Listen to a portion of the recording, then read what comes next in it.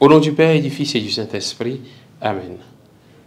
Esprit de lumière, Esprit du Seigneur, viens éclairer nos cœurs, montre-nous le chemin pour aller vers le Seigneur. Évangile de Jésus-Christ selon Saint Jean. En ce temps-là, Jésus s'en alla au mont des Oliviers. Dès l'aurore, il retourna au temple. Comme tout le peuple venait à lui, il s'assit et se mit à enseigner. Les scribes et les pharisiens lui amènent une femme qu'on avait surprise en situation d'adultère. Ils la mettent au milieu et disent à Jésus, « Maître, cette femme a été surprise en flagrant délit d'adultère. Or, dans la loi, Moïse nous a ordonné de lapider ces femmes-là. Et toi, que dis-tu » Il parlait ainsi pour le mettre à l'épreuve, afin de pouvoir l'accuser. Mais Jésus s'était baissé et du doigt, il écrivait sur la terre. Comme on persistait à l'interroger, il se redressa et leur dit, « Celui d'entre vous qui est sans péché, qu'il soit le premier à lui jeter une pierre. » Il se baissa de nouveau et il écrivait sur la terre. Eux, après avoir entendu cela, s'en allaient un par un, en commençant par les plus âgés. Jésus resta seul avec la femme, toujours là au milieu. Il se redressa et lui demanda, « Femme, où sont-ils donc? Personne ne t'a condamné ?» Elle répondit, « Personne, Seigneur. » Et Jésus lui dit, « Moi non plus, je ne te condamne pas. Va et désormais ne pêche plus. » Acclamons la parole de Dieu. Louange à toi, Seigneur Jésus. Bien-aimés de Dieu, frères et sœurs en Christ, nous sommes aujourd'hui le dimanche 6 avril, 5e dimanche du temps de Carême. Celui d'entre vous qui est sans péché, qu'il soit le premier à lui jeter une pierre. Des gens viennent à Jésus pour accuser ce dernier et pour accuser une femme qu'ils amènent avec eux. Jésus est accusé, lui, de transgresser la loi dans ses enseignements. Et la femme est accusée d'adultère. C'est su, c'est connu.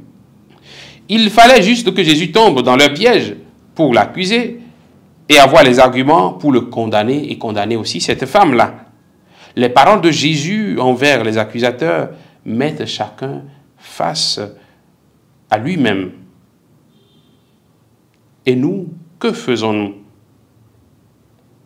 Que faisons-nous devant les péchés flagrants de nos frères et sœurs? Que faisons-nous devant les scandales qui impliquent l'un de nos frères ou de nos sœurs, ou l'une de nos sœurs? Que faisons-nous face aux erreurs de nos responsables politiques et religieux? Que faisons-nous quand nous nous rendons compte que des faiblesses surgissent dans la vie de nos collaborateurs? Que faisons-nous face aux faiblesses de nos subalternes? Sommes-nous de ceux qui les humilient en public ou leur rappelons leurs fautes à chaque fois? Avons-nous ce droit accusateur pour juger, pour critiquer, pour condamner et désavouer ceux qui ont commis les fautes devant nous? Sommes-nous de ceux qui sont intransigeants quand il s'agit des autres, mais très indulgents quand il s'agit d'eux-mêmes? Sommes-nous de ceux qui salissent les noms de leurs frères et sœurs, souvent même sur la base d'une simple rumeur?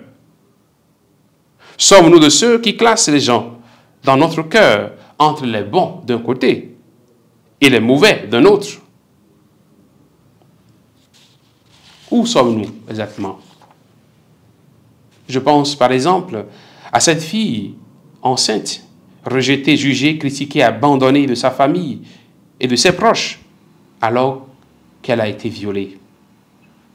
Je pense à ce mari qu'on a accusé à tort d'infidélité parce qu'on l'a vu sur sa moto avec une autre femme. On peut citer encore bien d'autres exemples de jugement de nos frères et sœurs.